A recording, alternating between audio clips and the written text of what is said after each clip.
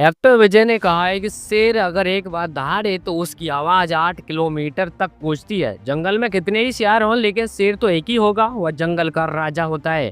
शेर हमेशा शेर ही रहता है। विजय ने ऐलान किया है कि उनकी पार्टी तमिलनाडु की सभी 234 सीटों पर चुनाव लड़ेगी। विजय ने आगे कहा है कि मुझे किसी गुलाम गठबंधन में शामिल होने की जरूरत नहीं है। हमारा गठबंधन कोई स्वार्थी गठबंधन नहीं होगा, यह एक स्वाभिमानी गठबंधन होगा। वहीं आपको बता दें, अभिनेता विजय ने गुरुवार को मैदुरै जिले के परापाती में अपनी पार्टी टीवीके के सम्मेलन में बड़ा ऐलान करते हुए चुनावी रणनीति का खुलासा किया है। अभिनेता थलपति विजय ने दहाड़ते हुए कहा है, शेर शेर ही होता है। तमिलनाडु की सियासत में खुद को एक अहम खिलाड़ी की तरह देखने वाले एक्टर विजय ने तमिलनाडु के विधानसभा चुनावों को लेकर रणनीति का खुलासा करते हुए बीजेपी और डीएमके दोनों पर जमकर निशाना साधा। विजय ने बीजेपी और डीएमके को लेकर क्या क्या कहा है, चलिए पूरा मामला जान लेते हैं। एक्टर विजय ने तमिलनाडु में 2026 के विधानसभा चुनावों के लिए किसी भी राजनीतिक दल के साथ गठबंधन करने से इनकार कर दिया है।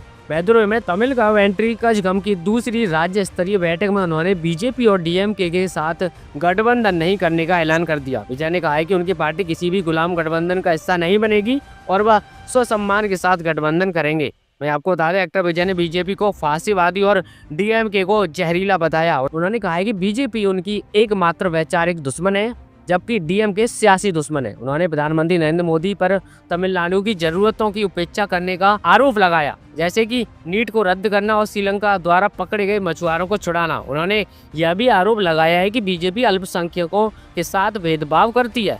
एक्टर विजय ने पहली बार एआईडीएमके की भी आलोचना की है। उन्होंने सवाल उठाया है कि एमजीआर द्वारा शुरू की गई पार्टी की सुरक्षा कौन कर रहा है। एआईएडीएमके पर बीजेपी के साथ संबंधों को लेकर भी कटाक्ष किया और कहा है कि जब भी कोई छापा पड़ता है तो नेता दिल्ली जाकर नरेंद्र मोदी से मिलते हैं और उसके बाद मुद्दे शांत हो जाते हैं। विजय ने सीधे तौर पर मुख्यमंत्री एमके स्टालिन को भी निशाना बनाया। उन्होंने महिलाओं को 1000 रुपए देने पर सवाल उठाया और कहा कि क्या यह उन महिलाओं की आवाज सुनने के लिए काफी है जो रो रही हैं। उन्होंने स्टालिन पर महिलाओं, परुंधर एयरपोर्ट के किसानों और मछुआरों को धोखा देने का आरोप भी लगाया है। वहीं आपको बता दें, एक्टर विजय ने कहा है कि उनकी पार्टी तमिलनाडु में सभी 234 सीटों पर चुनाव लड़ेगी। उन्होंने खुद को शेर बताते हुए कहा है कि जंगल में एक ही शेर होता है और शेर हमेशा शेर ही रहता है। उन्होंने 1967 और 1977 के चुनावी परिणामों की पुनरावृत्ति की बात करते हुए कहा है कि 2026 में इतिहास खुद को दोहराएगा। उन्होंने यह भी दावा किया है कि वह राजनीति में अपना बाजार खोलने के लिए नहीं आए हैं बल्कि लोगों की सेवा करने के लिए आए हैं।